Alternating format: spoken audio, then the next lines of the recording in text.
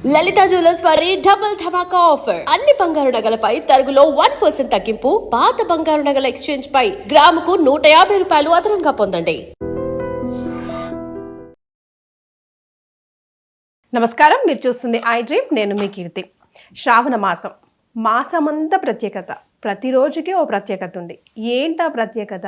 ఏ రోజుని ఏ విధంగా ఆరాధించాలి, అస్సలు మిస్ కాకూడని డేస్ ఏంటి? అనంతలక్ష్మి అమ్మగారు ఇప్పుడు తెలియజేస్తారు. మీరందరూ కూడా డైరీ ఆర్ క్యాలెండర్ పక్కన పెట్టుకొని మార్క్ ది డేట్స్.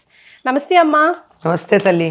12 మాసాలు ఉన్నప్పటికీ కూడా శ్రావణ మాసం అంత ప్రత్యేకత కదా. ఎందుకు ఆ ప్రత్యేకత తెలుసుకునే ముందు అసలు ఆ ప్రత్యేకమైన రోజులు ఏంటో ఒకసారి ఈ వీడియో ద్వారా గుర్తు చేద్దామమ్మా. అమ్మ, ప్రతి మాసానికి ఒక ప్రత్యేకత ఉంటుంది. ఆ ప్రత్యేకతలు కొంతమందికి కొన్ని ప్రత్యేకతలు మనకు అన్వయం అవుతాయి. అలా అందరికీ గృహస్థులకు అన్వయం అయ్యేటటువంటి అద్భుతమైన విశేషాలు ఉన్నటువంటి మాసం శ్రావణ మాసం. శ్రవణ నక్షత్రం పూర్ణిమ నాడు ఉన్నటువంటి మాసం శ్రావణ మాసం. శ్రవణం అంటే వినడం. వినికిడికి ప్రాధాన్యం ఉన్నది. వినడం అంటే ఏమిటి? పనికిరాని చెత్తా చెదారం కాదు కదా. పూర్వకాలంలో వినడం అంటే చదువు ఎప్పుడూ వినడం ద్వారానే ఉండేది కనుక వేదాధ్యయనానికి ప్రాధాన్యం. వేదం అందరూ చదువుకునే అవకాశం, అధికారం, వీలు ఉండదు కదా. అట్లాంటి వాడు పురాణాలు, అవి కూడా చదువుకోవడం లేనటువంటి వాళ్ళు ఏం చేయొచ్చు? ఎవరన్నా చదువుతుంటే వినొచ్చు. అది వీలు కానటువంటి వాళ్ళు తాము ఇంతకు ముందు విన్నటువంటి దాన్ని మననం చేసుకోవడమో, లేకపోతే జపం చేసుకోవడమో, ధ్యానం చేసుకోవడమో చేసుకోవచ్చు. ఇది చాతుర్మాస్యంలో ఒక నెల. దీనికి ఇంత ప్రాధాన్యం ఉండడానికి శ్రవణ నక్షత్రానికి ఉన్న ప్రాధాన్యానికి సంబంధించి చెప్పుకున్నాం. కానీ ఈ శ్రవణ నక్షత్రం ఎవరికి సంబంధించింది?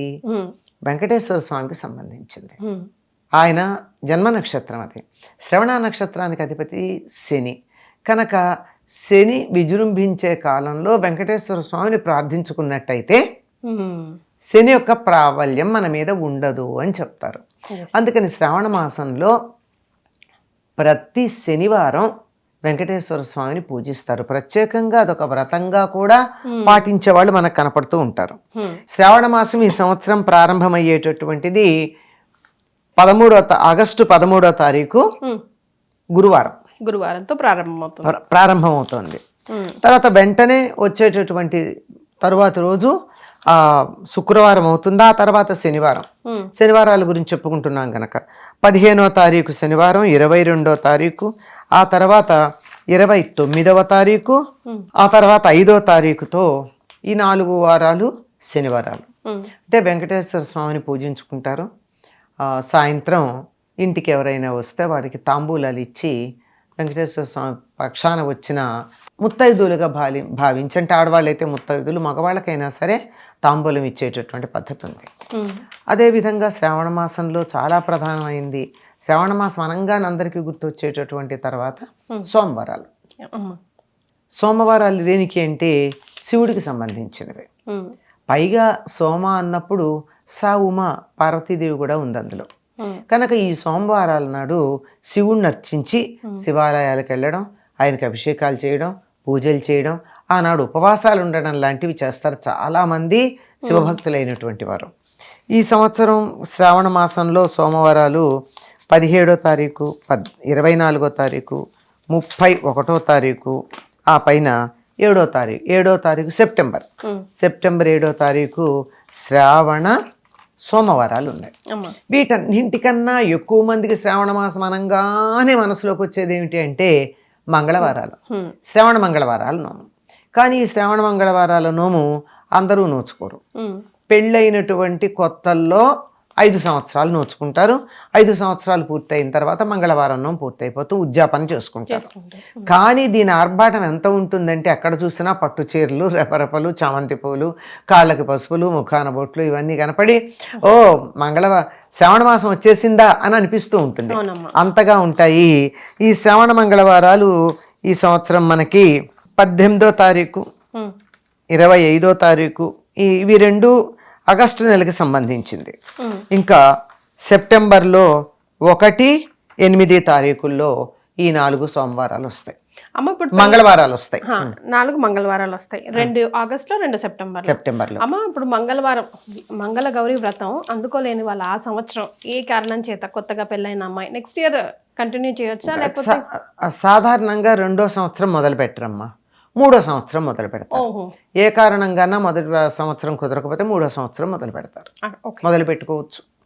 ఇంకా తర్వాత ఇంకా కుతూహలంగా ఉండేది ఏంటి, శ్రావణ శుక్రవారాలు. ఈ శ్రావణ శుక్రవారాలు అనగానే అసలు అందరి మొహాల్లోని వికాసం వచ్చేస్తుంది. ఎందుకంటే దీనికి వీళ్ళు చేసుకోవచ్చు, వీళ్ళు చేసుకోకూడదు, 5 ఏళ్ళు చెయ్యాలి, ముందు చెయ్యాలి, వెనక ఏం లేదు, అందరూ చేసుకోవచ్చు. ఈ సంవత్సరం మనకి శ్రావణ మాసం 13వ తారీఖు వచ్చింది, ఆగస్టు 13. 14వ తారీఖు మొట్టమొదటి శ్రావణ శుక్రవారం. 14, 21, 28 ఈ 3 ఆగస్టులో వస్తాయి.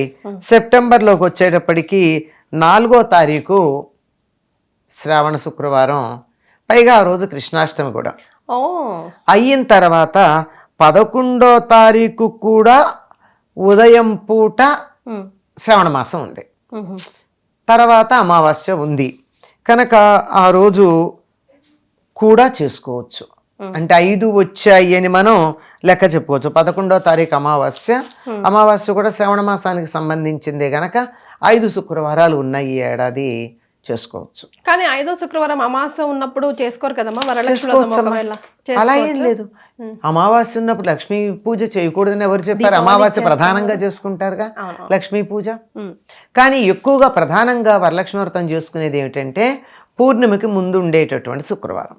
అంటే ఆ చారుమతీదేవికి అమ్మవారు కలలో కనిపించి వ్రతం చేసుకోమని చెప్పినటువంటిది పూర్ణిమకు ముందు ఉండేటటువంటి శుక్రవారం కనుక అది ప్రధానం. ఏ కారణంగాన అది కుదరినటువంటి వాళ్ళు తర్వాత వారం చేసుకోవచ్చు, అలాగే తర్వాత ఎప్పుడన్నా చేసుకోవచ్చు. కానీ ముందే తెలుసు అనుకో, ఏదో విదేశీ ప్రయాణాలు ఇంకో ఏదన్నా ఇబ్బందులు వస్తాయని ముందే తెలిసిన వాళ్ళు మొదటి వారం చేసినా చూసుకోవచ్చు. ఇంకో విశేషం ఏమిటంటే 4 ఉన్నారనుకోండి బంధువులైనటువంటి వాళ్ళు, 4 వారాలు 4 ఇళ్లలో చేసుకుని అందరిళ్లలో ఉన్నటువంటి వ్రతాలకి పెడతారు. అది కూడా చాలా సంతోషకరమైనటువంటి, మనం ఉత్సాహంగా చూసుకోవాల్సినటువంటి విషయం. ఇప్పటికి ఎన్నైనాయమ్మా? 4 శనివారాలు, 4 సోమవారాలు, 4 మంగళవారాలు, 5 శుక్రవారాలు. అంటే 17 రోజులు ఇందులో మనకి పవిత్రమైనటువంటి దినాలుగా అయిపోయినాయి. ఇంకా ఉన్నాయి ఏమిటి అంటే ఈ శుక్రవారం ఒకటి ఏదైతే శ్రావణ శుక్రవారం కలిసి వచ్చిందో అది కృష్ణాష్టమి అయింది. మరొక శుక్రవారం ఏమో పౌర్ణమి అయింది. శ్రావణ పౌర్ణమి శుక్రవారం, అలాగే శ్రావణ పౌర్ణమి కృష్ణాష్టమి. ఎప్పుడమ్మా జంధ్యాల పౌర్ణమి డేట్? జంధ్యాల పౌర్ణమి 28వ తారీఖు,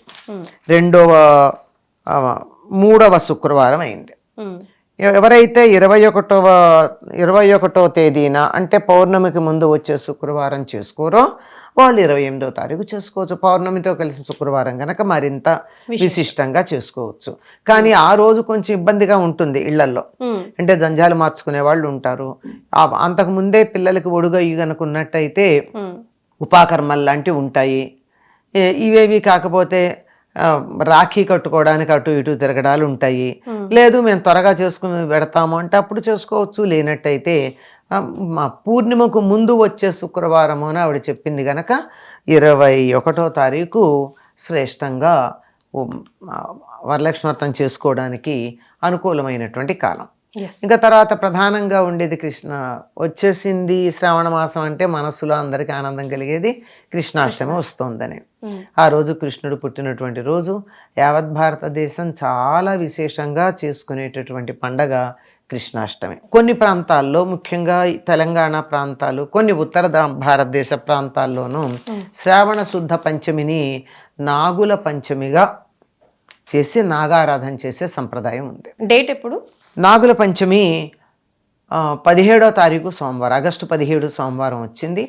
ఈరోజు ఈ ప్రాంతాల వాళ్ళందరూ కూడా, అంటే తెలంగాణ పరిసరాలు ఈ ప్రాంతం అంతా కూడా, కొంత మహారాష్ట్ర ప్రభావం ఉన్నటువంటి ప్రాంతాలు ఉంటాయి, ఉత్తర దేశ ప్రభావాలు, ఆ ప్రాంతం అంతా కూడా ఆ పుట్టలో పాలు పోసుకోవడం, సరిగ్గా నాగుల చవితికి ఎలా చేస్తారో అట్లాగే ఇంకో విశేషం ఏంటంటే ఈ సమయంలో ఇంటి ముందు గోడల దగ్గర నాగుల బొమ్మలు వేసుకుంటారు చాలా మంది ముగ్గుతో. అదొక విశేషంగా ఉంటుంది. ఈ నాగారాధన కూడా చేస్తారు. సో ఇవి శ్రావణ మాసంలో ప్రత్యేకమైన రోజులు. ప్రతిరోజు పండగే కాబట్టి మార్క్ యువర్ డేట్స్. అండ్ ఈ రోజుల్లో అమ్మవారి అయ్యవారి ఆశీస్సులు పొందాలని కోరుకుందాం. ధన్యవాదాలమ్మా. అమ్మా.